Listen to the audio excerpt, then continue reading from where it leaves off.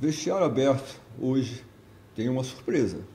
O entrevistado sou eu, lembrando que a conversa é de vestiário e que ninguém pode saber. Toda quinta-feira, às 19 horas, lá no YouTube. E hoje quem vai me entrevistar é o nosso amigo Zé Roberto Padilha, que já esteve aqui e foi um sucesso, né? Todo mundo gostou demais. Muito obrigado por ter vindo, muito obrigado por me entrevistar. Agora faz pergunta direitinho, senão eu jogo água em você. Ô Zé, eu estou muito orgulhoso de estar aqui, retribuir a consideração que você teve comigo. O Zé Mário tinha Pedro Bial, Marília Gabriela, Jô Soares não, né? Ele é amigo do Paulinho da Viola, do Martim da Vila, do Eduardo Paes e do presidente de Lula, todos vascaínos. E me concedeu esse privilégio de vir aqui como jornalista, que eu sou, historiador, estou estudando Direito, estudem, por favor. E queria dividir com vocês essa honra de estar aqui, trocar essa ideia, porque nós tivemos vestiário juntos. Eu já começo abrindo o nosso papo de vestiário, dizendo ao Fluminense Futebol Clube que esse ano nós estamos fazendo meio século que a máquina tricolor encantou o Brasil, encantou o mundo, campeão do torneio de Paris, e o Fluminense não foi capaz até agora de nos convidar para uma homenagem. Não a mim, particularmente, que eu fui um coadjuvante esperto, ligado. Eu e Zé Mário tivemos o privilégio de jogar com Paulo César, Riverino, Marco Antônio, Edinho, e essa data está sendo esquecida. Eu falo não em meu nome, até daqueles que partiram, né, Zé? Jogaram com a gente. Eu acho que o Fluminense precisa acordar, dá tempo, setembro, fazer uma homenagem à máquina tricolor, e eu mando um grande abraço por Disseuzinho, para o Mário Sérgio, para o Kleber, Silveira, Toninho, Silveira, o Wilton, pessoas que já nos deixaram, mas estão lá no posto da nossa casa, engrandecendo o nosso passado, nos orgulhando muito. Então, Fluminense, por favor, 50 anos de um time como nós formamos, nós tivemos o privilégio de participar, não pode ser esquecido. Mas vamos lá, obrigado. Eu vou começar dizendo, Zé, que eu peguei esse papel aqui e não escrevi nada. Sabe por quê? O futebol brasileiro está precisando de improviso. Eu vou improvisar toda a nossa entrevista, porque hoje ninguém dribla mais. Todo mundo está fazendo o normal, nós estamos sentindo falta do drible e da improviso, do improviso. Sabe o que eu queria abrir, Zé, te falando, e da minha admiração por ter jogado ao seu lado? Eu nunca vi, eu joguei em 17 anos em 9 clubes de futebol brasileiro em 4 estados. Eu nunca vi alguém com tal equilíbrio em campo como esse rapaz, Zé Mário. E depois eu constatei isso fora de campo, equilíbrio como cidadão, uma pessoa sensata, lúcida. E eu tive esse orgulho de estar aqui com você para externar esse meu orgulho de ser teu amigo, de saber o que você fez pela gente, porque o futebol é muito mais do que você acertar aquele chute do Gabigol ontem lá no ferro. É você dar um conselho, é você ver o garoto que sobe da base e falar para ele não beber, para estudar. E nós tivemos em você um mestre. Essa é a honra que eu tenho que estar aqui hoje. Então eu começo a pergunta falando assim, família. Eu acho que muitos jogadores de futebol, eles se perdem quando ele não tem o apoio da família. Eu queria saber se a sua família, que é tão unida, a Bela é uma pessoa tão carinhosa, e eu vejo isso na Roberta, nos seus filhos, o que a família representou na sua carreira? Teve, assim, no começo, alguma rejeição ao fato de você jogar futebol? Seus pais te apoiaram? Como é que você surgiu para o futebol? A minha família me obrigou a jogar, meu pai me obrigou a jogar. Eu não queria jogar, eu queria ser engenheiro eletrônico, estava no São Bento, e ele me colocou para jogar. Ele queria que eu jogasse futebol, que o estudo ficasse em segundo plano, e eu queria botar o estudo em primeiro plano. Totalmente diferente de todo mundo, né? Que o garoto quer jogar e o pai quer que estude. Mas meu pai gostava muito de futebol, participava, trabalhou na Suderge, na Copa do Mundo de 50, enquanto colocaram ele num lugar que ele podia ver os jogos. Quando botaram ele lá embaixo na geral, ele abandonou e não foi mais, porque ele queria era ver o jogo, não queria trabalhar. E ele gostava muito e brigou com meu tio, que me colocou no futebol de salão. Ele queria futebol de campo direto, mas eu comecei no futebol de salão. Com apoio do meu pai, a minha mãe ficava assim, meio na dúvida se era aquilo mesmo que seria bom. E eu também não queria, tanto que eu joguei pelo Fluminense 65, com o Pinheiro, um grande treinador para mim, e parei de jogar. Quando acabou o ano, meu pai mandou eu escolher, e eu escolhi continuar o estudo. E continuar no Vila Isabel, porque no Vila Isabel eu trabalhava à noite, jogava à noite, não me atrapalhava de estudo. Só que quando eu cheguei dentro do carro, na volta lá do Fluminense, que eu falei com o Pinheiro, aí eu perguntei, meu pai perguntou, e aí, escolheu entre futebol de salão ou campo? Eu falei, já escolhi. Me despedi aqui, não vim mais no Fluminense. Tomei um tapão para o meio da cara, porque ele queria que eu escolhesse o campo e não o salão. Mas assim mesmo eu falei, não vou, e nunca mais fui no Fluminense. Fiquei 6 meses sem jogar futebol de campo. Voltei pelo Bom Sucesso, que era as férias de julho. Eu falei, fico nas férias de julho, quando começar as aulas eu vou embora. Só que o treinador, que era o Alfredo Abraão, quando ele pediu que eu ficasse, eu falei, não, se eu larguei o Fluminense porque eu perdia 2 aulas por dia, por que eu vou ficar no Bom Sucesso? Não tinha lógica. Ele falou, mas você estuda sábado? Eu falei, não estudo. Então pronto, você treina sábado e joga no domingo. E eu passei a treinar quase um ano, só sábado e jogava no domingo. E aí vai entrando na veia o futebol, né? O futebol tem esse troço, entra na veia e vai dificultando. E eu fui me adaptando ao futebol de campo, e claro, com salão também, e a família toda apoiou, né? A minha mãe passou a apoiar, os meus tios, até aquele que me botou no futebol de salão primeiro, que meu pai queria brigar com ele, porque não queria, ele também passou a me apoiar, e até que casei, a gente vive junto até hoje, são 52 anos de casado, vai fazer 53 agora em dezembro, foi muito legal. E o apoio da família é importante. Se não fosse esse apoio do meu pai, apoio, né, entre aspas, porque foi uma obrigação, eu não teria jogado futebol. Mas o que você herdou, assim, de fundamentos, da importância do futsal na sua vida? Na época era futebol de salão, né? Hoje é futsal. O que você pegou do futsal para dentro do campo para te tornar vamos dizer, um cabeça de área tão diferente, tão especial? Sim, ó, eu chamo assim, o futebol de salão, eu falo que é o futebol do campo pequeno e a bola pesada. E o futebol de campo era o futebol da bola leve e o campo imenso. Eu sempre dava essa diferença. Assim, eu tirei muita coisa do futebol de salão, porque o futebol de salão, se você não souber dar passe, você não joga futebol de salão. Se errar, passa ali e toma gol. Se você não tiver inteligência, você não joga futebol de salão. Você tem que estar sempre olhando o jogo, lendo o jogo o tempo todo, porque senão você não joga. A não ser que você jogue lá na frente, sem compromisso. Mas jogar campeonatos como eu joguei, você tem que ser inteligente. E a participação no jogo. Eu sempre tive uma participação. Eu joguei de lateral, de ala direita, ala esquerda, joguei de back parado, na época chamava back parado. E até eu treinei na seleção carioca de pivô, sem nunca ter jogado de pivô. E fui bem porque eu sabia ler bem o jogo. Então, trouxe isso tudo para o campo, né? Porque eu sempre tive bom passe no campo, sempre joguei com inteligência, sempre eu lia o jogo, né? E a participação no jogo, sempre tive.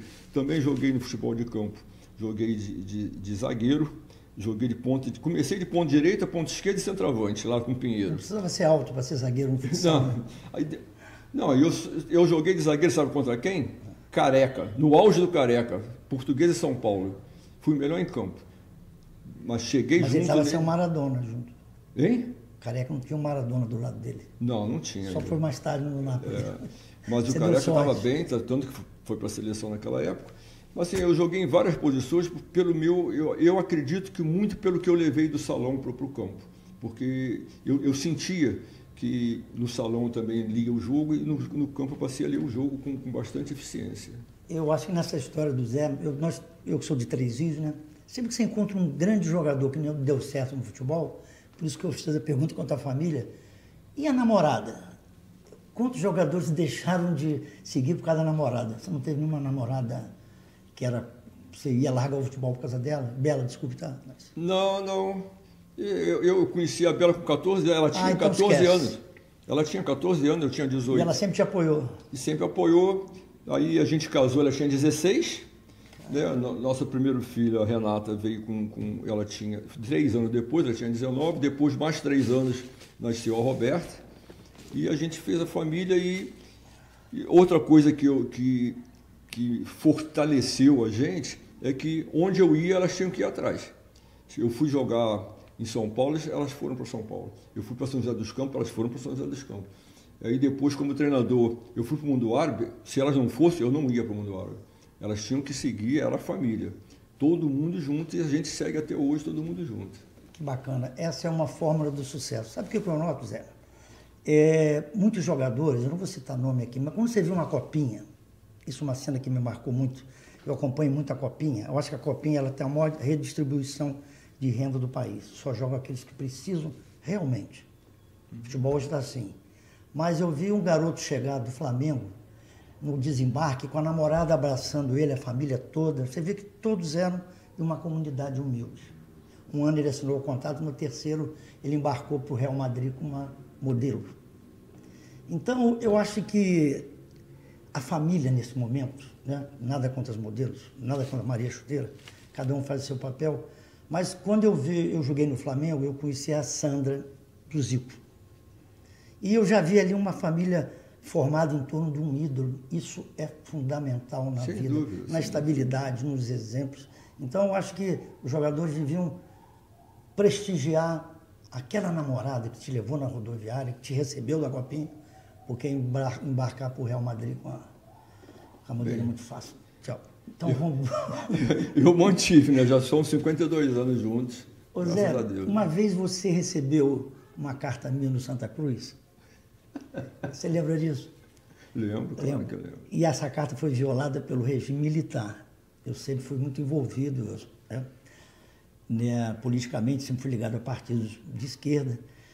Você acha, na minha opinião, que nós somos muito criticados por isso na época, que todo o Brasil, durante a ditadura militar, qualquer classe, metroviário, rodoviário, professores, todos se envolveram para enfrentar os 20 anos de ditadura militar. E o jogador de futebol, com raríssimas exceções, eu digo o Afonsinho, Sócrates, a democracia corintiana, eles absteram desse processo.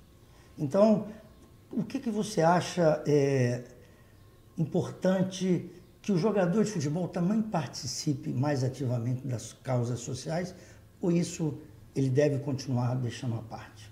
Eu queria uma sua opinião sobre isso. Sim, eu acho assim, causa social, eu sempre participei de causa social, só que sem política. Eu nunca gostei de política, porque a política você tem que dedicar muito, você tem que estar por dentro.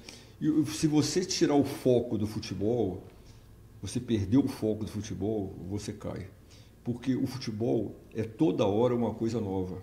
Você entra no campo, por mais que você tenha visto os jogos anteriores daquele time, por mais que você conheça os jogadores que você vai enfrentar, é diferente naquela hora. Eles inventavam jogadas na hora. O Zico driblava, fazia drible que ele não tinha feito anterior, o Garrincha, o Pelé, esses caras todos. Então eu sempre foquei só no futebol. Não quis saber de política, não quis saber de outras coisas. Agora, ajudar as pessoas, sempre ajudei na minha vida, pessoas que necessitavam, e sempre diretamente. Eu participei de associações para ajudar, mas senti que muitas vezes essas associações, elas desviam muito dinheiro para manter aquela associação, em vez de dar diretamente para quem precisa. A partir desse momento que eu pressenti isso, que eu senti isso aí, eu passei a doar as coisas que eu podia diretamente para quem precisava. Poucas vezes, até hoje, eu prefiro dar diretamente para a pessoa do que dar para uma associação. Muitos me ligam, essas entidades todas filantrópicas me ligam, perguntando: você quer ajudar? Não ajuda. Eu prefiro ir na rua e ajudar, como eu faço, eu fiz já várias vezes, do que social. E politicamente eu não gosto de discutir, porque eu não posso me informar na política, porque eu sou do futebol. E eu acho que a hora que eu perder o meu raciocínio no futebol, eu pensar em outras coisas, eu vou perder, como eu vi muito jogador, não por política, mas por outros assuntos, até por muito dinheiro, às vezes por ter muitas muita chance de se desviarem do futebol e caíram, né? O futebol é uma coisa, é um esporte diferente dos outros. Um esporte que a cada minuto, a cada segundo, dentro do campo, cada metro quadrado dentro do campo, a cada segundo é uma jogada diferente, principalmente sul-americano. Então eu sempre tive assim, eu vou ajudar diretamente. Não vou me envolver com outra coisa a não ser futebol. Até hoje eu não gosto de me envolver com outra coisa a não ser futebol. Apesar de eu participar de sindicato, tive problema no sindicato, meu nome foi para o SNI, porque eu participava do sindicato, e me entrevistaram, uns 10 marcaram a entrevista comigo, como se fosse jornalista de futebol. Eu dei a entrevista e toda vez que eles me perguntavam sobre futebol, vinha uma pergunta sobre política. E o que você acha do presidente? Eu falei, não acho nada, eu só falo de futebol. Aí, isso aqui, assim, o que você acha disso assim? Não acho nada, isso aí eu não falo, só falo de futebol.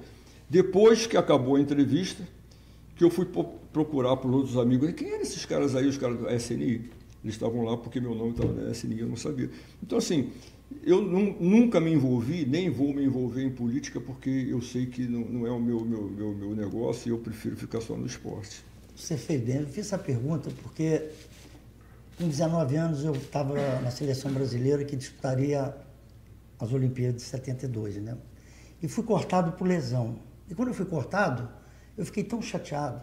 Todo o time do Fluminense foi convocado. Abel, Marinho, Nelson, Bengala, todos foram para a Alemanha e eu fiquei. E eu larguei o futebol durante 2 semanas e me inscrevi na Gama Filho, fiz direito durante 4 anos. E você pegar uma faculdade, os corredores em ebulição contra o regime militar, contra o que fizeram com Vladimir Herzog, algumas coisas.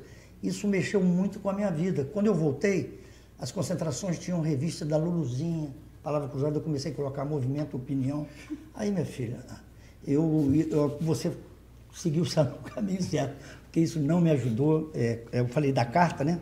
Porque eu enviei uma carta para vocês, as minhas cartas eram abertas. A carta estava aberta. Então, sigam esse rapaz. Deixa eu te fazer uma pergunta que eu queria fazer quando eu vim para cá. Se você tivesse de dar um conselho para o Zé Mário, 17 anos, depois de tudo que você passou, o que você diria para você mesmo quando faria diferente alguma coisa? Ou acrescentaria algo que você aprendeu? Sim, eu acho que eu não faria nada diferente. Porque eu aprendi uma coisa no São Bento. Eu estava no primeiro ano ginasial, que hoje é o primeiro ano do ensino médio. Nós temos que explicar algumas coisas às crianças na sala, né? O que é científico, o que é curso ginasial. Hoje é ensino médio, né? Isso. No meu tempo era primeiro ano ginasial. E aí mudava de prédio. O prédio aqui da 5ª série e aqui era o pessoal do ensino médio em diante. E fala, pô, naquele prédio a gente sofre porque os caras são maiores, o professor é mais rígido, não sei o quê, faz um monte de coisa, e você já sai escabriado. Na primeira semana de aula, o professor de português me fez uma pergunta e eu não soube responder. Eu falei, não sei. E ele me chamou de obtuso. Eu, na hora, com aquela idade, eu não sabia o que era obtuso, não relacionei obtuso com burro, porque é a mesma coisa que burro, é um ângulo fechado, burro. E a turma toda me zoou, a turma toda veio em cima de mim, e eu fiquei apavorado, falei, obtuso é sua mãe, falei pro professor. E o professor me mandou para a reitoria. Eu cheguei lá na reitoria, ele pegou a minha ficha, falei, você não tem nada anotado na caderneta, porque lá tudo anota, né? Você não tem nada, o que houve? Eu contei o caso para ele, para o Dom Lourenço, que era o reitor e que era o inspetor federal. Lá o São Bento, o inspetor federal é o próprio reitor. Aí ele olhou para mim e falou assim, mas o professor te chamou de obtuso, na frente de todo mundo? Eu falei, chamou. Ele falou, mas isso está errado. E ele falou, respeito não tem hierarquia. Você tem que respeitar o professor como o professor tem que respeitar você. Você tem que respeitar o mendigo como o mendigo tem que respeitar você. Então você volta para a sala de aula. Mandou eu voltar para a sala de aula e o professor veio e foi suspenso, o professor. Ele suspendeu o professor porque me desrespeitou. Então eu aprendi isso na minha vida. Foi a primeira aula do São Bento que eu aprendi até hoje. Me lembro Até eu estou falando aqui, eu estou me vendo dentro da sala com os alunos fazendo a algazarra, com eu respondendo o professor de português. Então, a partir dali, a minha vida foi sempre assim, com respeito. Eu respeito e obrigo a me respeitar. Eu saí do Bom Sucesso, obrigado, por falta de respeito. Saí do Flamengo por causa de respeito. Briguei e saí do Fluminense, saí do Vasco e só não briguei na Portuguesa. Fiquei 5 meses no São José dos Campos, briguei com o presidente e saí, voltei para o Vasco e depois fui para a Portuguesa. Então, só na Portuguesa eu não briguei. Por quê? Falta de respeito eu não aceito. E a minha vida toda foi assim, vai ser assim. E assim, eu não tenho nada que eu penso assim, só não sei dentro do campo. Tem muitas coisas dentro do campo que eu fiz que poderia ser diferente, mas isso é o momento do jogo. No momento do jogo você não pode prever nada. O treinador, eu falo sempre, o Zé Roberto, o treinador é 30% na hora que começa o jogo. O resto é com a gente. A gente é que muda, a gente é que faz, porque a gente que está dentro do campo. Então, eu sempre pensei dessa forma e, graças a Deus, tive êxito nisso aí. Mas a minha forma de vida, até hoje, respeito. Aprendi também com meu pai, aqui, palavrão não se fala dentro de casa. Eu falei um palavrão, tomei um tapa pelo meio da boca, bati a cabeça na parede, criou um ovo desse tamanho na minha cabeça, a boca, o sangue escorria, ele falou, nunca fale palavrão dentro de casa. Até hoje eu não falo palavrão dentro de casa. Aprendi isso, eu tive ele também 6, 7 anos da vida. Então, assim, são coisas que eu aprendi, que eu me dediquei e cumpro até hoje, coisas rígidas que eu não abro mão disso aí. Nós jogamos pelo menos 2 anos juntos, né?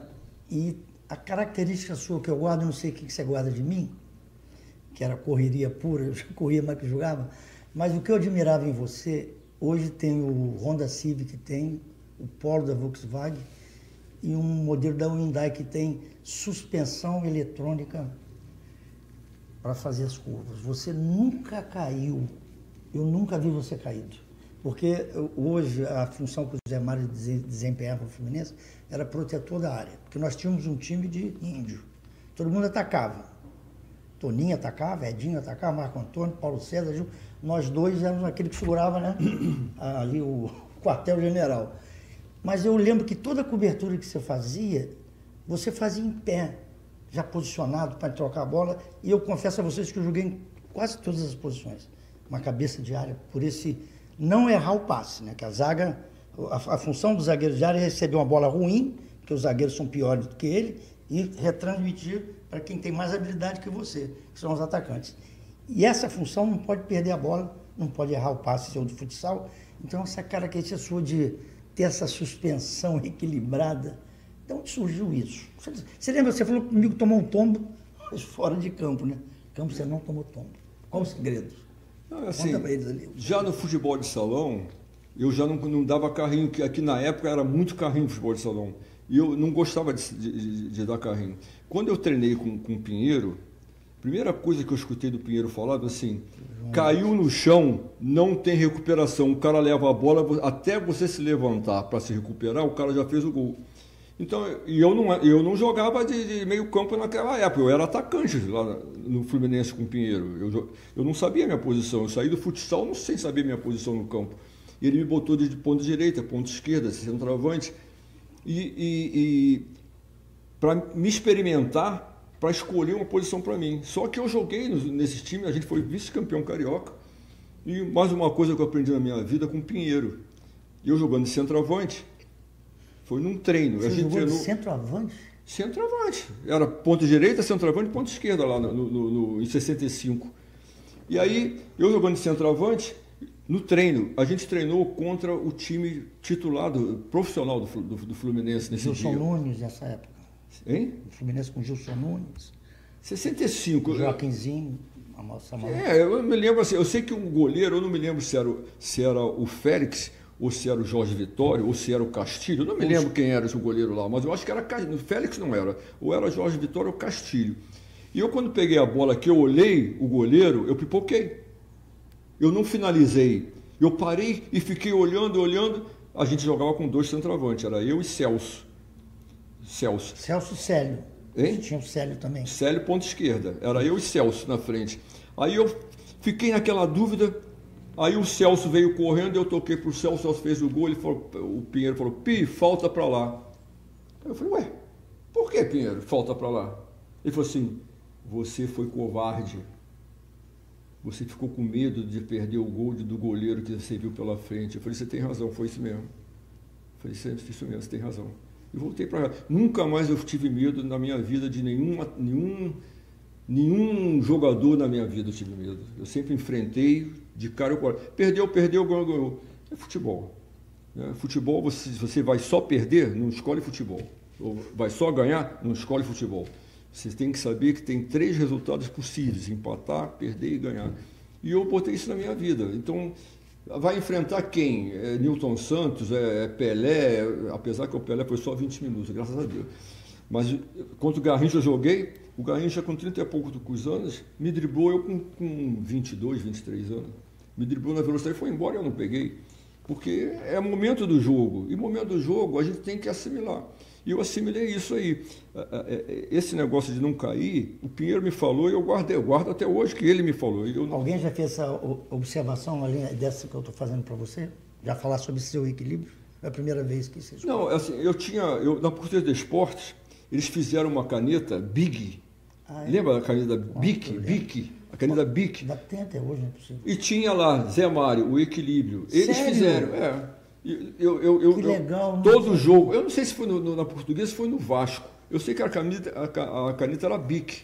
Ou foi no Flamengo, eu não sei. Eles fizeram assim, o equilíbrio. Eu distribuía as canetas assim. Eles davam uma caixa, dia do jogo, a gente ia na torcida e distribuía as canetas.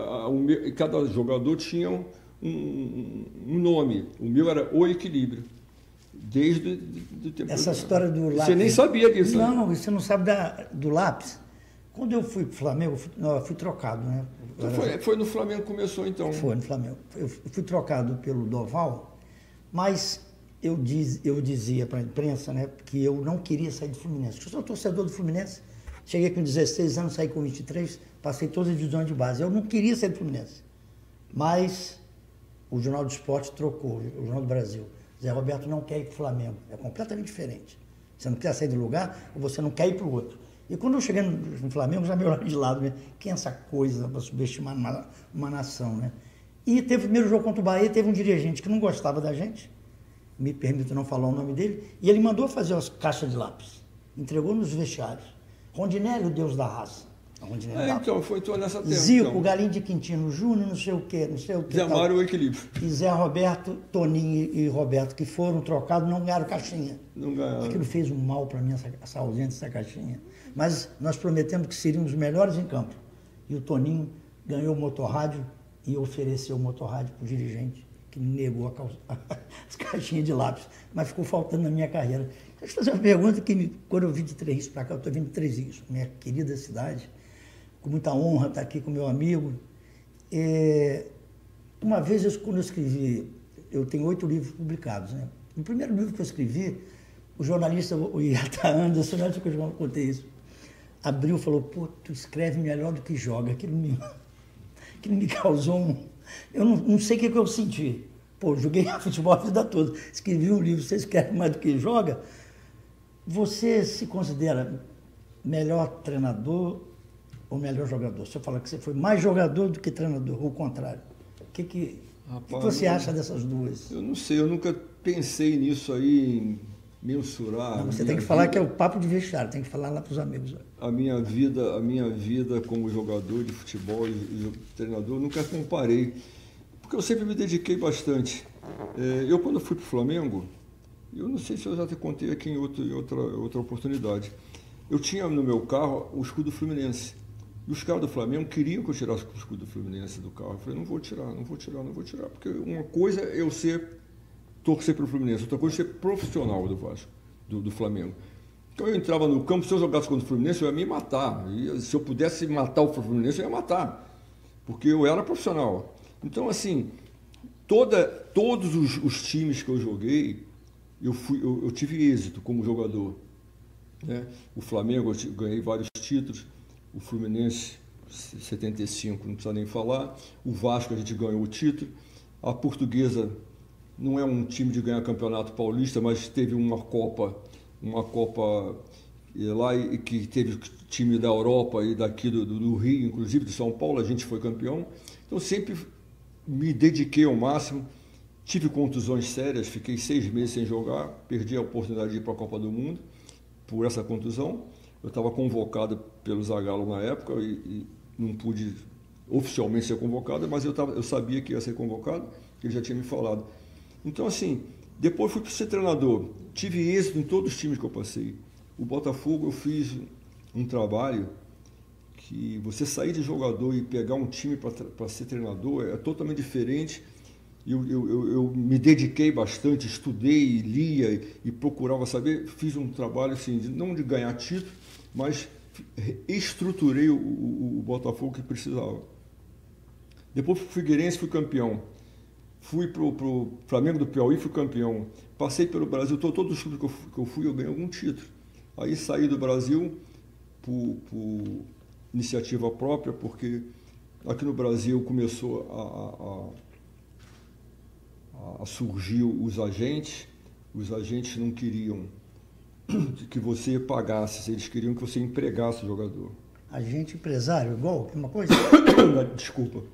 Mesma coisa, agente empresário? Agente empresário. E isso aí me decepcionou muito e eu fui para fora. Lá eu me dediquei, pude ensinar futebol. Isso que eu tinha dúvida, não estou te cortando não. Minha curiosidade quando vocês vão para a Arábia.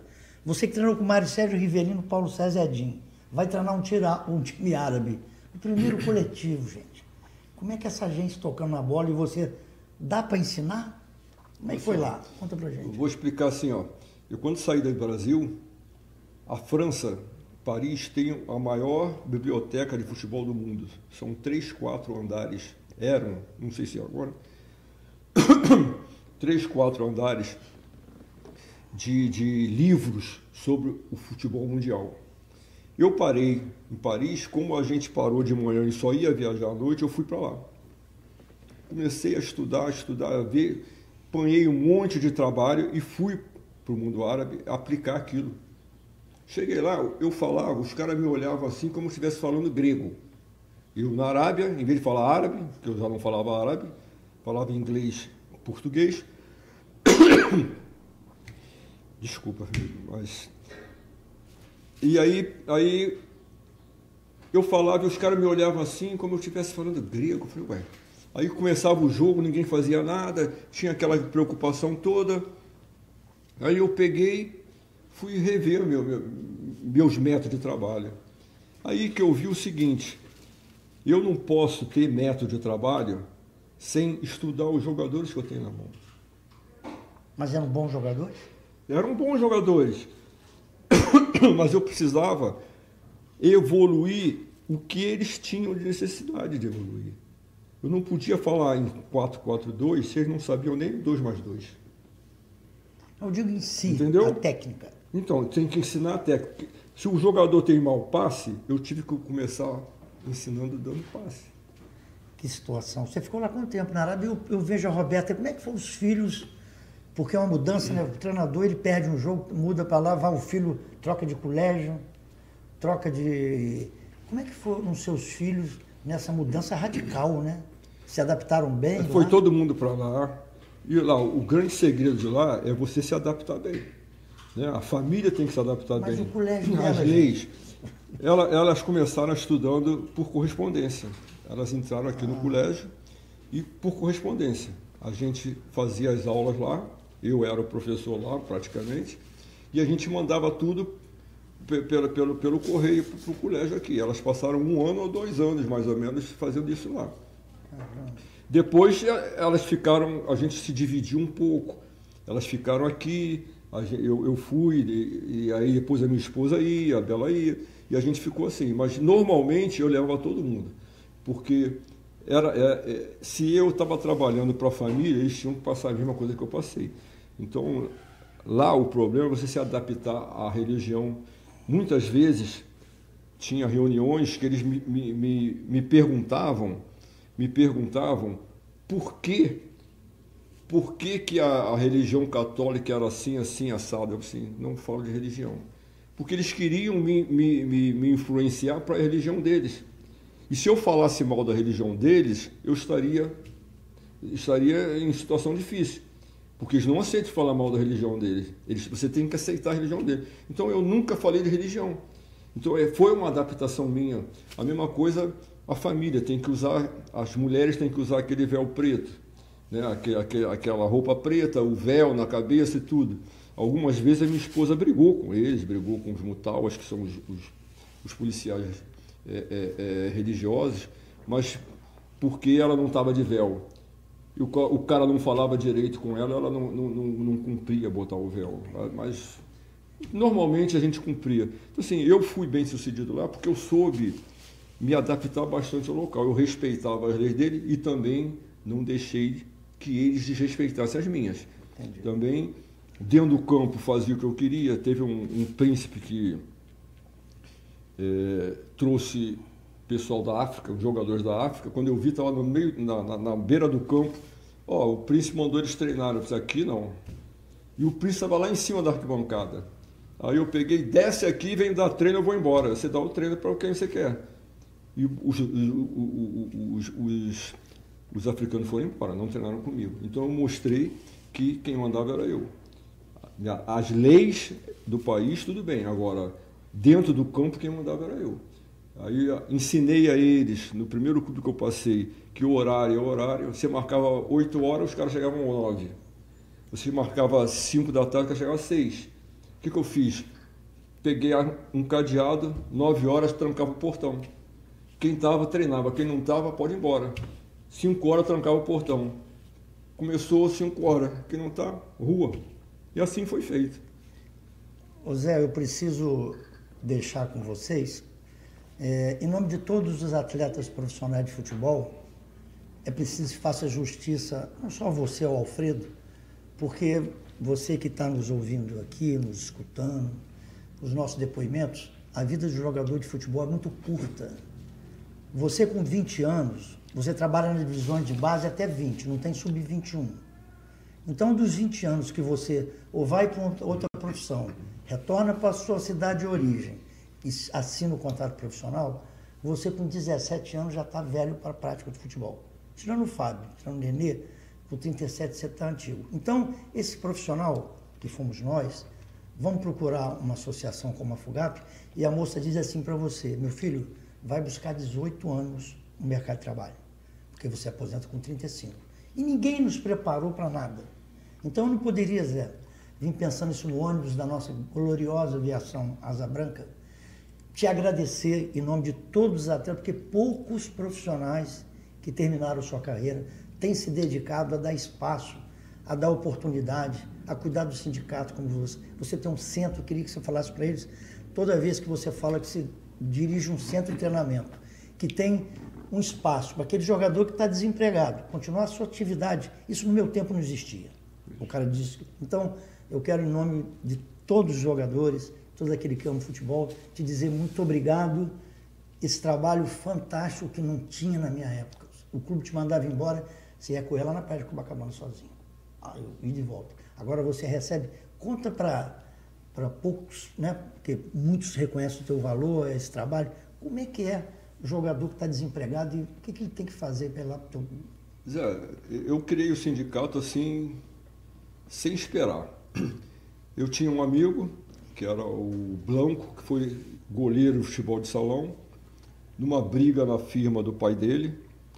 O funcionário ia matar o pai dele, ele entrou na frente, tomou um tiro na coluna e ficou paraplégico. E deixou de ganhar. Ele era um dos melhores goleiros do Rio de Janeiro, era da seleção carioca, seleção brasileira. E aí ficou paralítico. E aí ele criou a SADEF, Sociedade de Amigos do Deficiente Físico. E a gente fazia, todo final do ano, a gente fazia jogos para ajudar essa entidade que ajudava todos aqueles paralíticos que não tinham condições financeiras. Ele ajudava todo mundo, a associação. E numa desses jogos, a gente conheceu o presidente do BNH na época, que era quem administrava o fundo de garantia, que o jogador não tinha fundo de garantia. Ainda naquela época, você podia optar ou não pelo fundo de garantia. Só que se você não optasse pelo fundo de garantia, você não ia se aposentar jogando futebol, porque se você jogava futebol 10 anos, 11, não era 30, 40, não tinha como se aposentar. Então, era muito melhor ser optando pelo fundo de garantia. Eu já estava no Vasco, e ele me levou nesse presidente lá no BNH, ali na Avenida Chile. E eu cheguei lá, falei para ele, não, você tem que ser optante pelo fundo de garantia. Mas a gente vai marcar uma outra reunião aqui, que a gente vai falar isso a fundo com você. Falei, tá bom. Aí marcou a outra reunião, quando eu chego lá, tá a imprensa toda. Eu olhei assim, ué, o que é isso aí? Não, a gente vai fazer uma reunião e a imprensa vai ser comunicada que você é o líder dos jogadores do Rio de Janeiro e até do Brasil. Eu falei, eu? Mas quem falou isso aí? Não, eu estou falando. A gente vai fazer. E me colocou nessa situação que era uma coisa que eu gostei. Eu não foi surpresa para mim. Eu gostaria de fazer, mas só que eu não sabia fazer. E ele me ensinou tudo a fazer. Primeira coisa que ele falou, se a pessoa lá que vai te receber no clube do Recursos Humanos não aceitar você ser optante, você chama a polícia. Porque ela é obrigada a aceitar você ser optante. Então eu cheguei no Vasco, fui lá, apresentei meus documentos, ela pegou, assinou. Aí eu falei, agora os jogadores todos vão fazer. Reuni os jogadores, levei para um restaurante, reuni os jogadores, expliquei tudo aos jogadores e fui para o Vasco, preenchemos os documentos e cheguei no Vasco com todos os jogadores para assinar. Quando a gente chega lá, ela fala assim, não posso aceitar, porque tem só o presidente autorizando. Eu falei, você vai aceitar, senão eu vou chamar a polícia, porque eu estava instruído para fazer isso. E ela não aceitou, eu peguei, não tinha celular naquela época, eu peguei o telefone e comecei a discar a polícia. E ela pegou, desligou o telefone, me dá aqui, e assinou todo mundo. E todo mundo passou a ser optando por fundo de garantia. Dali em diante, a gente começou a cobrar outra coisa que ninguém pagava, os clubes não pagavam, era férias, nem 13º. E aposentadoria, quando você aposenta, você vai querer, ninguém depositou o seu? Aconteceu comigo. Comigo também, claro. Quando eu fui me aposentar, o Vasco não tinha nada depositado no meu nome. Aí, a senhora que me recebeu lá de má vontade, que lá no INSS era Dulce difícil, Rosalina não, né? Mas eu tinha um amigo lá que ele não estava. Quando ela começou a falar comigo que está tudo errado, chegou o meu amigo. Aí eu falei, oi amigo, vem aqui. Tá isso aqui, assim, ele disse, não, o Vasco não está, peraí. Aí você vai lá no Vasco, faz isso. E era o Roberto Dinamite, o presidente já do Vasco. Aí eu peguei, fui lá no Roberto, ele falou, vai lá no departamento pessoal, a mulher não queria me aceitar.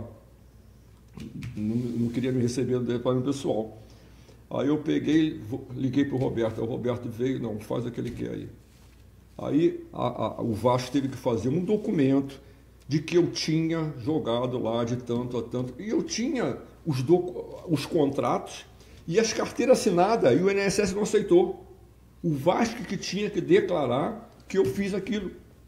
Como se eu estou com um contrato assinado e com as carteiras assinadas? Eu tinha que levar um documento do Vasco. Se o Vasco não me desse o documento, eu tinha E não gosta de política, as coisas que se trazer minha ficha de filiação ali, por vamos conversar. Não continua. Então, assim, aí eu fui, cada dia eu fui entrando mais nessa confusão. Aí a gente criou. Está ajudando tanto. Era confusão todo dia. Por exemplo, eu assinei um contrato com o Botafogo, porque o presidente do Botafogo, eu acho que era o Charles Boré, eu vou falar, mas não tenho certeza, estava doente no hospital. Então estava o vice que assumiu, mas não oficialmente. Botafogo, você jogou no Botafogo? Hein? Você jogou no Botafogo? Não, escuta, eu assinei um contrato com o Botafogo para ser jogador do Botafogo, saindo do Vasco. Aí o Charles Boré, se eu não me engano era o presidente, estava hospitalizado, mas não tinha passado oficialmente para o vice-presidente. Mas eu assinei contrato com o vice-presidente. Na hora de assinar, quem tinha que assinar era o presidente do Botafogo, oficial. Quando levaram lá no hospital para ele assinar, ele olhou, quem? Zé Mário? Da esquerda festiva? Oba. Não vou, e rasgou o contrato. E eu não fui para o Botafogo. Então, assim, aconteceram coisas, mas que eu não liguei, porque Deus não quis. Eu não quis, eu nunca me preocupei com essas coisas. Eu fui no Grêmio, fiquei lá no Grêmio umas 6 horas, também tive problema de contrato, porque eles queriam que eu assinasse 2 recibos que eu tinha recebido, o meu percentual da venda do passe. O Vasco queria que eu assinasse para eles, o Grêmio queria que eu assinasse para eles. Eu falei, como? Eu posso assinar para quem me pagar. Quem vai me pagar? O Vasco, então eu vou assinar para o Vasco. O Grêmio, mas tem que assinar para mim. Ué, e aí, como é que eu declaro meu imposto de renda? Aí, como eu não quis assinar para o Grêmio, eles botaram lá no papel que eu fui, como é que se diz? Bloqueado no exame médico, que eu não passei no exame médico. Quando eu cheguei no sindicato, o pessoal do sindicato, não, vamos entrar na justiça contra o médico. Você está jogando no Vasco, voltou e está continuando a jogar no Vasco, como é que você está sem condição física, médica para jogar? Aí eu falei, vamos entrar. Aí começamos a preencher o documento. Aí eu falei, sabe uma coisa? Não vou entrar não. Deus não quis que eu fosse para lá. Eu ia passar alguma coisa lá, é melhor eu ficar aqui. E retirei, não quis mais. Porque assim, tem coisas que acontecem que a gente acha que é ruim para a gente, mas não é. Às vezes é o caminho que, se a gente for para lá, vai ser pior. Então fica aqui mesmo. Mas sabe que nós sofremos muito, Zé? Você contou algumas histórias Vou explicar para vocês que é Cartola, que são os presidentes do clube. Cartola é aquele cara apaixonado pelo futebol, mas não tem um nome na imprensa. Então ele vira sócio proprietário de um clube, faz amizade na sauna, vai para o conselho deliberativo, daqui a pouco é presidente do clube. E distribui desconhecimentos para um lugar que ele não sabe nada. É assim que você chega a presidente do clube. Primeiro, eu sou sócio do Fluminense, benemérito, vou para a sauna, grupo, faço um. E depois, nós passamos muito isso. Eu sempre preguei isso nos meus livros. Pelo menos um diretor de futebol tinha que ser um ex-atleta. Agora, eu queria que você dividisse com eles. Uma coisa assim, só para completar isso aí que você falou, eu acho... Corrobora, por favor. A FIFA, ela obriga o treinador a fazer curso. O ex-jogador fazer curso. Isso. Mas não obriga o dirigente a fazer curso para ser presidente. Nada que isso, para quê? Quem tinha que fazer curso muito bem feito era o presidente do clube. É quem vai dirigir porque, sendo SAF ou não, é uma empresa o clube. Ele tem os funcionários que pagam, tem os jogadores que se recebem, tem isso tudo. Você foi na veia. E quantas vezes a gente ficou sem receber? Eu saí do Bom Sucesso, brigado, mas também não recebia. 3 meses sem receber. Então, assim, o Flamengo não pagava o 13º, nem férias. Quando eu falei com o Márcio Braga que tinha entrado, eu já não estava mais no Flamengo, eu falei, ele falou, Zé Mário, entra na justiça, porque tem tanta coisa aqui que eu não posso antecipar a dos jogadores. Você entra na justiça que eu pago. Tanto que a gente entrou e ele pagou na mesma hora os jogadores.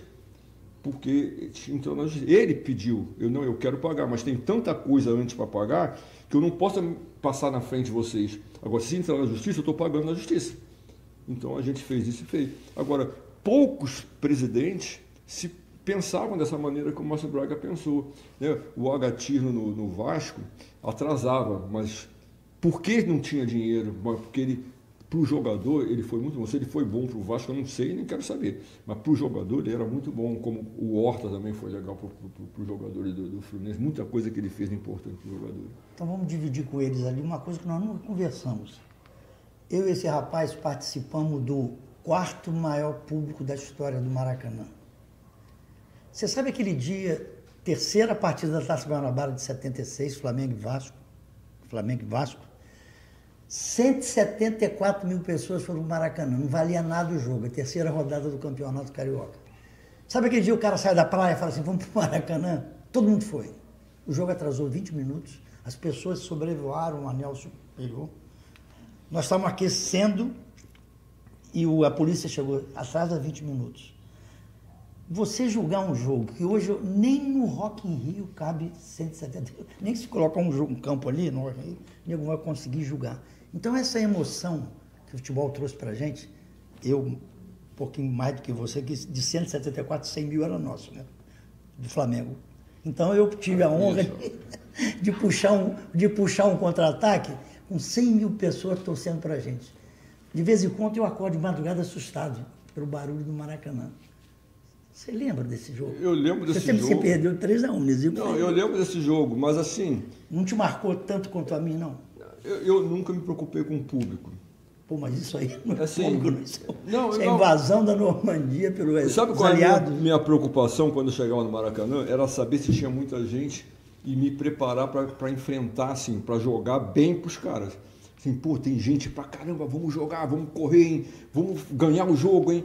Mas assim, porque aquilo motivava a gente, o número de público, de pessoas, me motivava a jogar. Então a gente ficava assim, mas eu nunca assim... Nem esse jogo mexeu. Fiquei nervoso, não era pressão para mim, mas eu gostava que tivesse muita gente, porque eu queria me apresentar para as pessoas.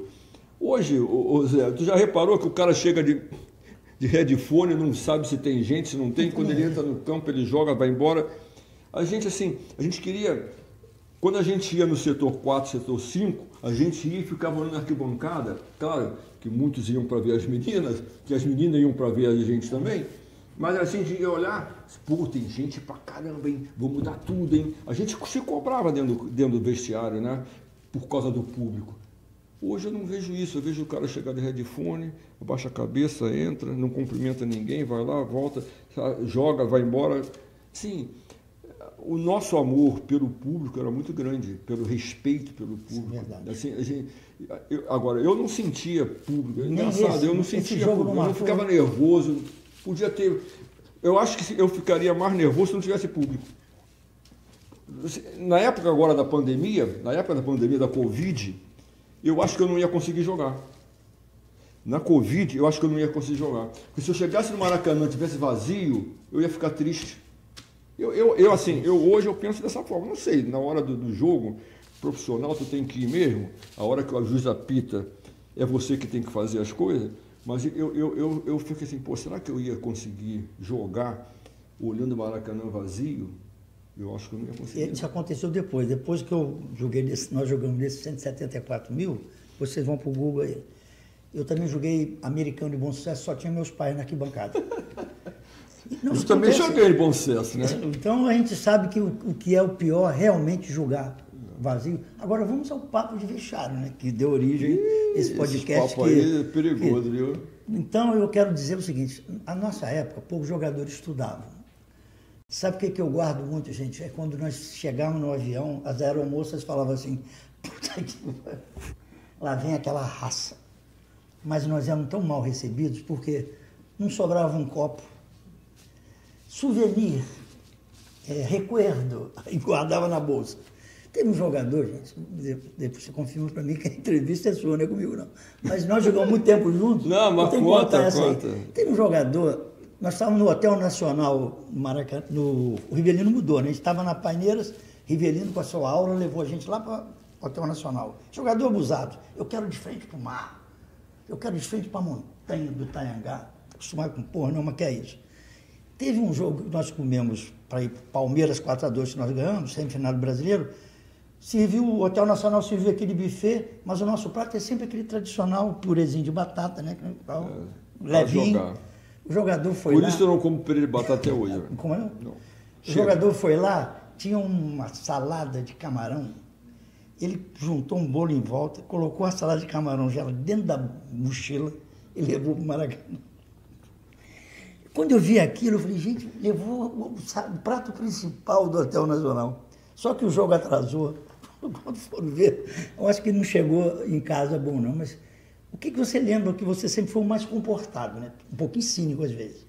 O samba comia, a gente cantava lá atrás e você falava assim, ó, não se envolvia, mas também dava uma certa prestigiada. O que você sente de papo de vestiário, papo de fundo de ônibus? O que você lembra? Que a nossa raça não era muito de confiança, não. Pode contar para eles lá. Não, eu vou lembrar. Você era mais santinho, mas também... Eu não vou falar o time que eu estava. Mas conta pra gente aí. Não vou falar. Assim, a gente estava concentrado e um dia eu cheguei, olhei todo mundo indo para uma sala de TV e aí eu falei, ué, o que tem naquela sala de TV na véspera do jogo? O que vai todo mundo para lá? Filme pornográfico. Vamos lá. Eu falei, não vou não. Não vou e não fui. Mas fiquei sentado perto que eu via a entrada. Aí, isso aí ninguém sabe. Eu acho que nem você sabe. Nem lembra disso. Se não sabe, não lembra. Aí eu sentado, daqui a pouquinho eu vejo um menino devia de ter 14 anos, 13 anos, se encaminhando para a sala. Eu falei, ei, onde é que você vai? Não, eu vou lá ver o filme. Eu falei, não, você não vai entrar aí não. Aí abriu a porta, os jogadores, não, ele vai entrar sim, que o pai autorizou. O pai era um dos funcionários do hotel que tinha autorizado o menino entrar. Eu falei, não, mas se entrar aí, eu vou ligar para a polícia. Se ele entrar aí, eu vou ligar para a polícia. Os caras, não, mas o que você tem com isso? É um menor de idade, não vai entrar nessa sala. Nem vocês tinham que estar aí dentro dessa sala. Porque amanhã tem jogo e não é troço. Então, se entrar aí, eu vou ligar. Aí o menino voltou, o pai veio, levou o menino. Então, assim, uma conversa de vestiário que... difícil, né? Porque eu me indispus com quase todo o time. Mas foi legal, porque, poxa, não vou deixar um menino de 13, 14 anos, que eu achava que ele tinha lá, era menor de idade, entrar na sala. Então, assim, é uma conversa de vestiário que ninguém pode saber, só quem assistiu o podcast. Você foi capitão do time algumas vezes? Assim? Você tinha o estilo do capitão do time, mas foi? Eu fui capitão em todos os times da minha vida, só não fui no Fluminense porque tinha o Assis. Apesar que o Dr. Horta me chama de capitão até hoje, diz que eu era o capitão, eu era o que comandava o time dentro do campo. Mas assim, no futebol de salão fui capitão em todos os times, no Bom Sucesso fui capitão do time, no Flamengo eu fui algumas vezes capitão do time, no Fluminense, e se eu fui uma vez ou duas, no Vasco eu fui sempre capitão do time, no São José, que eu passei 5 meses só emprestado, fui capitão do time, e na Portuguesa fui os 2 anos, eu fui capitão do time. Inclusive, eu fiquei 5 meses internado no hospital. Treinei 4 dias de manhã e de tarde. Joguei contra o Guarani, contra o Mendonça, Jorge Mendonça. No auge do Jorge Mendonça, depois de eu estar internado... Eu com o Zico, assim, na época. Apesar de eu estar internado no hospital esse tempo todo, treinei de manhã e de tarde. Aí um cara machucou, eu estava no banco para ganhar bicho. Eu não tinha chuteira, a chuteira não era minha, nada era meu. Eu botei só para ficar no banco, se ganhasse, eu ganhava bicho. Estava muito tempo sem ganhar bicho. Aí, 20 minutos de jogo, eu tive que entrar. O treinador era o Mário Travalini. O Mário, entra lá, me ajuda. Eu falei, eu não tenho condição de entrar.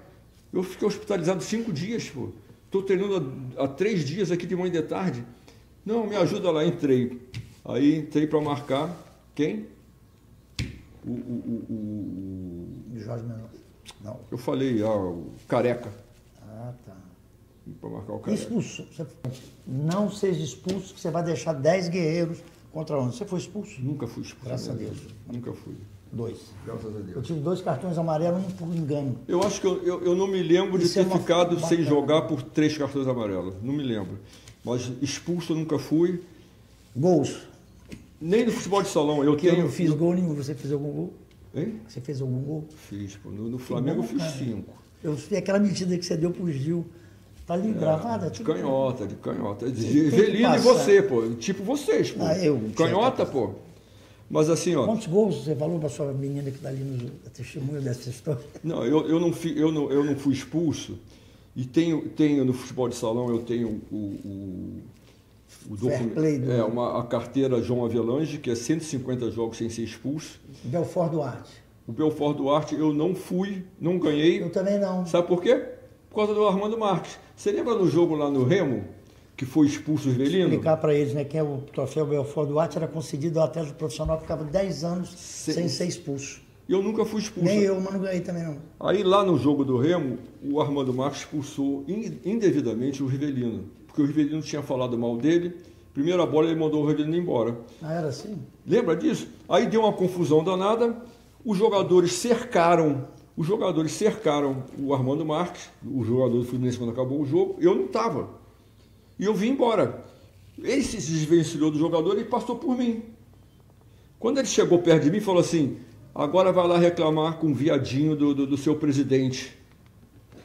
Eu olhei para ele e falei assim: peraí, pelo que eu saiba, o viado é você. Ele foi e botou na súmula. Hein? Podia falar assim: você, o viadinho é você?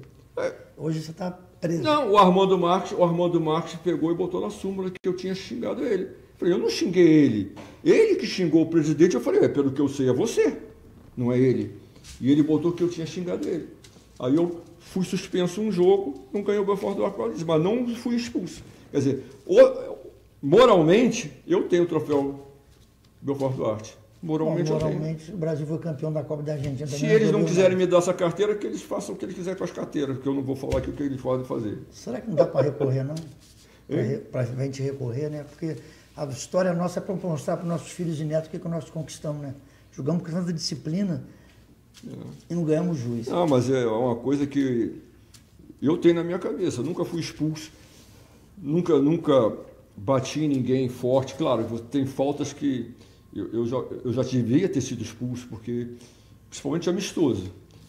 2 vezes eu dei na cara do cara, que o cara me deu um pontapé desleal, eu levantei e dei nele. Era amistoso. As 2 eu fui trocado, né? O juiz me trocou. Uma, se eu fosse expulso, era pelo Vasco, eu não jogava a final do campeonato aqui. Foi amistoso lá em Manaus. Eu dei no cara, que o cara me deu um pontapé para me machucar, e eu dei com a mão nele. E a outra também. E depois, um dos caras que eu dei com a mão foi meu jogador, eu como treinador, ele foi meu jogador. Pode um negócio desse? Zé, aquela pergunta que eu não gosto que façam, mas ela é inevitável que seja feita. Já viu? Vou repetir a frase. Não gosto que façam, é inevitável. Porque eu detesto essa comparação. Um é melhor do que o outro. Mas nós que tivemos um privilégio, né? Eu joguei 3 Taças Guanabara com o Gerson, Rivelino e Zico, e você ainda mais ainda. Quem é o cara? Aquele que se viu para mim foi o Rivelino, porque o Rivelino, né, canhotinho, tentei imitar o Bigode, só consegui que a minha filha chamasse a Roberta igual a dele. Foi o mais que eu consegui. Nem o Bigode. Não, o Bigode ficou parecido na época. Mas você, quem foi o teu ídolo que te encantou mais de perto assim, nessa sua carreira como atleta profissional? Eu tenho no meu blog um vídeo, está até no YouTube também, no meu YouTube, que é os ídolos, meus ídolos. Eu tenho vários ídolos. Agora, é assim, o Garrincha, para mim, foi o maior jogador do mundo.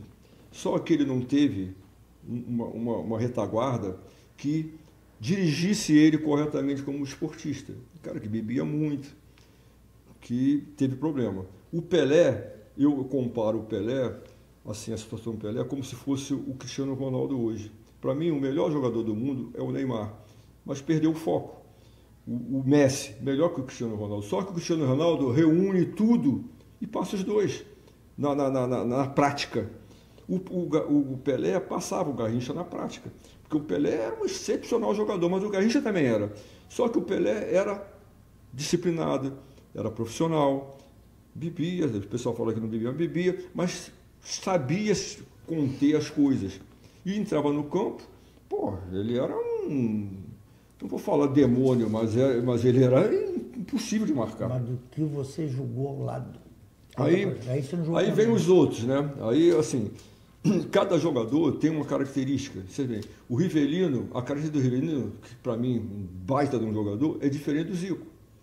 O Zico é um jogador quase completo, né? Ele bate bem de esquerda, bate bem de direita, ele cabeceia, ele faz gol, ele dá passe, ele faz tudo ao mesmo tempo. E a participação dele no jogo era muito maior do que o Rivelino. O Rivelino tinha o posicionamento dele, aquela característica dele, e fazia muito bem. O Zico sempre fazia mais outro. Então teve vários jogadores que eu não gosto de comparar, porque você fala assim, lateral esquerdo. Eu joguei com o Marco Antônio, para mim o melhor lateral esquerdo que eu vi jogar. Mas o Marinho, Chago, o Nilton Santos, eu joguei com o Marco Antônio. O cara, eu não fazia a cobertura dele, eu não precisava ir nele, ele atacava, fazia gol e marcava bem. Então, assim, um cara completo. Agora, e o Nilton era bom? Muito bom. O Marinho Chaga era bom. É o caso do Rivelino, Zico. Assim, eu não gosto de comparar, porque cada um tem a sua característica, cada um tem... Eu, pelo menos, vejo até como treinador, né, quando a gente chega no time, a gente tem que ver a característica de cada um para a gente analisar e desenvolver o que cada um pode... Deixa eu armar aqui meu time aqui, porque você já mexeu com conta dele. Deixa eu fechar aqui. Entendeu? Então, assim, xadrez, né? Hein? Uma espécie de xadrez do futebol, né? Então, assim, o futebol não tem aquele cara melhor. Cada um... Não tem só aquele cara que é bom e o resto não presta, não. tem vários jogadores, se você analisar a característica, um tem essa característica, o outro não tem, então ele é melhor. Então, assim, o Zico, o Rivelino, o Gerson era brincadeira, botava a bola onde queria. Pô, tem muito jogador. Peguei o último ano do Gerson. Aí eu vou falar os caras que não foram nem na seleção, titular da seleção. Dirceu Lopes da Guia, Edu, ponta esquerda do Santos. São caras gênios. Mas naquele nosso tempo lá tinha muito jogador bom. Era muito jogador bom. Então fica difícil você falar assim, esse aqui, o Zico é o melhor, o Rivelino é o melhor, o Gerson é o melhor. O Pelé, para mim, é fora de série. Esse aí não dá para discutir porque ele era completo. Ele fazia as coisas todas com uma clareza muito grande e tinha uma coisa que ele enchia o saco do adversário, né? O que eu falo. Né? Ele tira o adversário do sério, porque ele intimida, ele ameaça, ele fala um monte de coisa que tu fica preocupado e daqui a pouquinho ele passa por você, você nem vê. E o hobby do Zé Mário, eles querem saber o que você faz depois dessa carreira que nós tivemos de muito treinamento.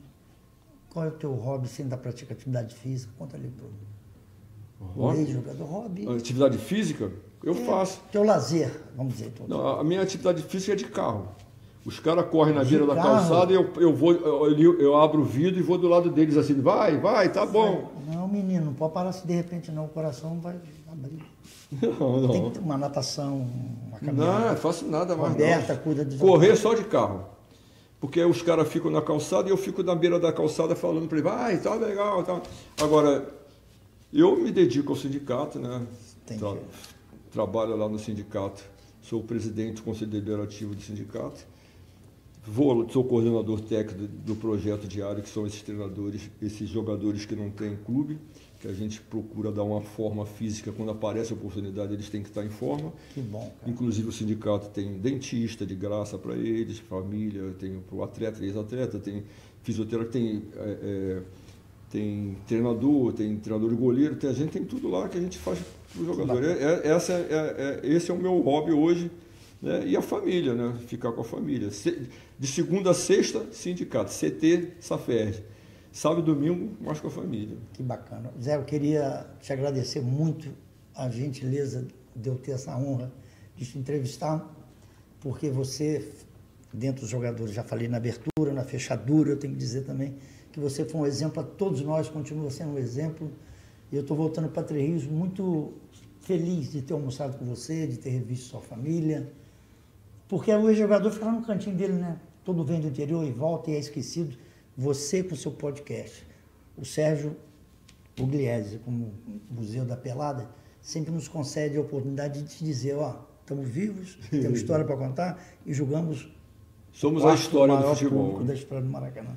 Muito obrigado. Não, eu que agradeço bastante, agradeço bastante pela sua participação. Obrigado, querido. Muito obrigado por tudo. Foi bom ser entrevistado por você, você que me conhece bastante. A gente faz parte de uma família. E agradecer a Lusa Imobiliária, né? Você está sem teto, porque você quer. A Lusa está aí imobiliária. Agradecer o patrocínio da Lusa Imobiliária, compra, venda e assessoria às atividades, né? Negócio seguro. Eu vou ler aqui porque já está no final, a gente já falou bastante. E o frigorífico, Frigocopa, comércio de carnes e alimentos. Muito obrigado por vocês ajudarem a gente. Tá legal? Agora, não podemos esquecer uma coisa importante. O quê? De voltar para Três Rios? Lembrando que é conversa de vestiário e que ninguém pode saber. Toda quinta-feira, 19 horas, lá no YouTube. Não deixe de assistir, tá legal? Vamos. E vou falar mais uma coisa aqui. Meu amigo, inscreva-se, compartilhe para os amigos. Não gostou? Compartilhe para os inimigos para eles ficarem irritados. E vai a vida. Gostei dessa. Tá ficando marqueteiro esse menino.